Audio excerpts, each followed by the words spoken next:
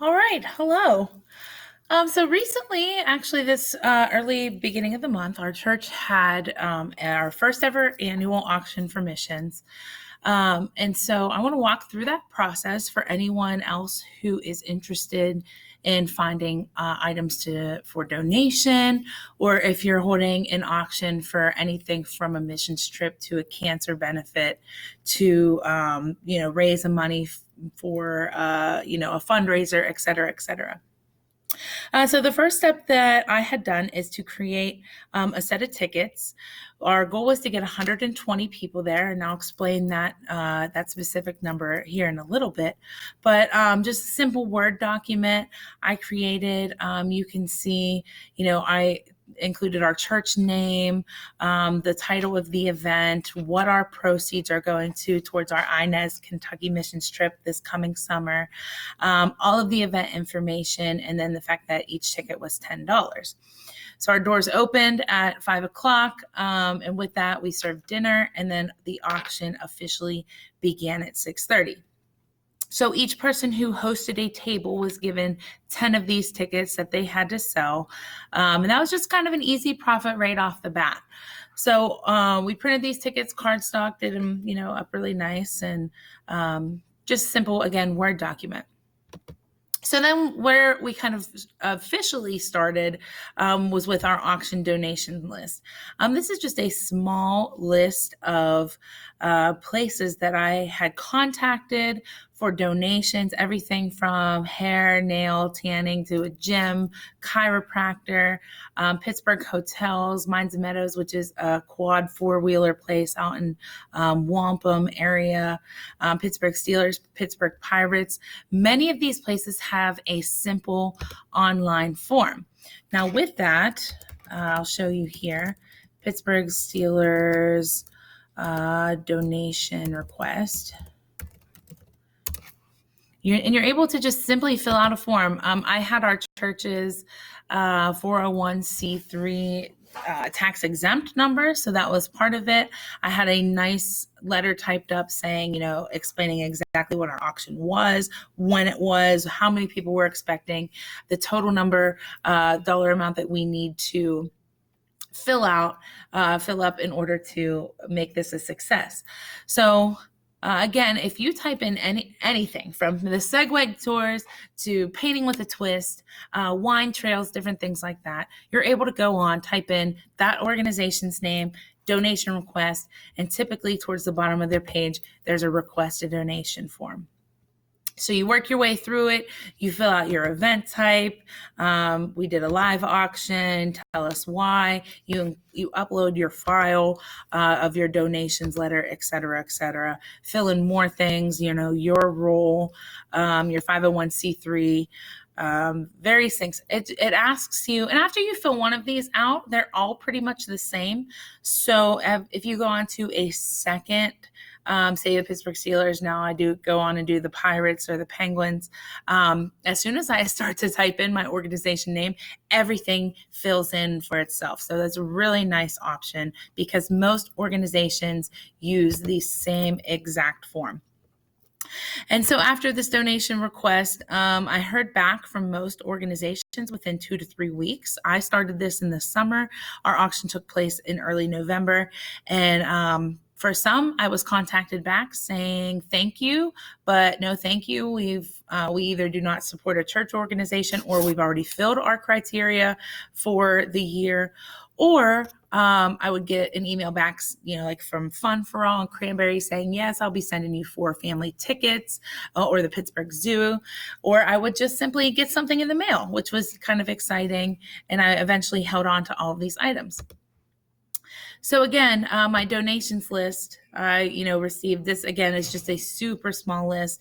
We end up having 80 items from 80 different locations donated completely for free. We didn't have to purchase a thing.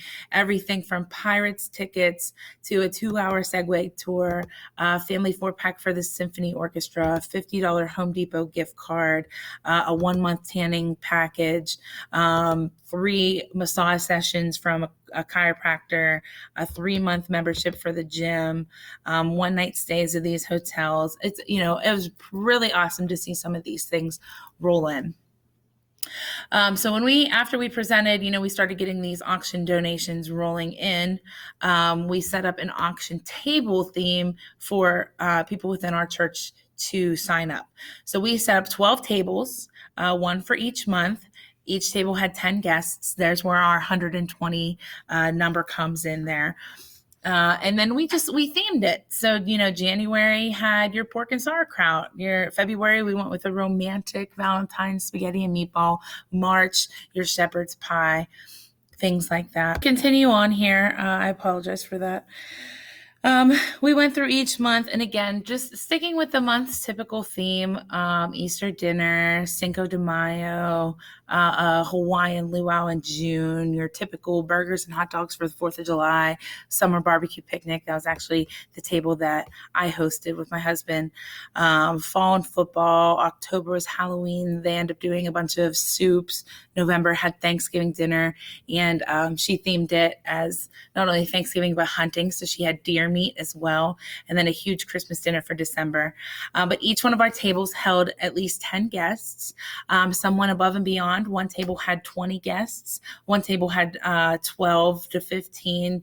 But each person who signed up to take a table was responsible for providing all of the food, all of the table decorations, the serviceware, the drinks, the desserts, little favors if you wanted to include for each one of your guests. So the $10 for the ticket that you had originally seen bought your meal. And if you were a guest of that individual's table, say my neighbor was a guest at my table, then him and his wife, their $10 went towards the auction and getting them in, but I was the one that completely provided the meal for that. So donations came in not only from, these various places, but from the 12 individuals who decided to host a table as well, because the food was provided 100% by each one of those individuals. So with that, I want to take a little break here and show you, again, our auction was held on November 2nd, and some of our table themes, they turned out really well. So January, she did a kind of a New Year's party there. Let me make this bigger. But she did a lot of like the blue. And you could see at the tables, each person has a paddle with their number on it for when the auction eventually happened. February, of course, all the Valentines. March, she did with her. Again, see the paddles. Each table had their own themed paddles. April with our Easter, May, Cinco de Mayo, June, our luau, July, that 4th of July, August, the summer barbecue. Again, this was my table I hosted. September, the football. October, our Halloween. You can even see our little Halloween desserts in there. November, the Thanksgiving/hunting. And then December's big table of 20 individuals. So it was a really interesting event when it comes to that. Now, also at each table, there was a bulletin put in place.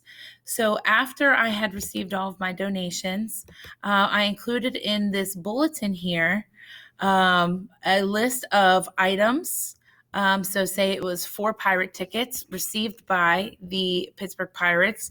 Its value was $60. And then I left the price blank there. So if you were interested in that item, maybe you sat there at the table, once dinner was finished and before the auction began, and you and your spouse discussed, I'm not paying more than $100 for these tickets. Or, if it's a $25 gift card, then, or, I'm really interested in going to this hotel or the Lamont restaurant in Mount Washington in Pittsburgh, I would pay this, or if you're just interested in seeing what the price went for each one of these individuals. Again, this is not my final copy, so it doesn't look as nice as the one that I had set up. But we had, like I said, over 80 auction items. It was wonderful. We set up our auction tables, our our donation tables, because we had a lot of gift baskets roll in from various places. You can see some power tools here. They were donated by Safelite Auto Glass, 2 men within our church. They're actually brother-in-laws. They both work for the company. Our auctioneer, this was the night we were setting up, so he was our auctioneer, big guy, one of our Safelite representatives. He has just a great personality and is a funny individual, so we set him up as our auctioneer. Again, some of the donation tables, even from everything from fruit baskets to wreaths to canvas paintings. Some signed autographs from the Steelers, you can see here. Children's baskets, Steelers memorabilia, wall decor, various things like that. And then kind of back to the tables. So it's really an easy event to set up if you have a ton of participation. Again, you need at least 12 people to host a table if you're going to do it by month. You need someone working the auction donations months in advance to get those to roll in. You need someone to be your auctioneer. You need a couple of reliable people to be your banker and to even, keep track of who's bidding on what information. But yeah, it's a great fundraiser. I think all told, our goal, we had kind of expected or had prayed for at least $3,000 to help towards our missions trip for next summer, and we end up bringing in $7,800, which is above and beyond. We are blessed, but definitely an awesome fundraiser, and we had titled it the first annual auction. So each year we have a passion for this Inez, Kentucky mission area, so we plan on doing this at least once per fall season.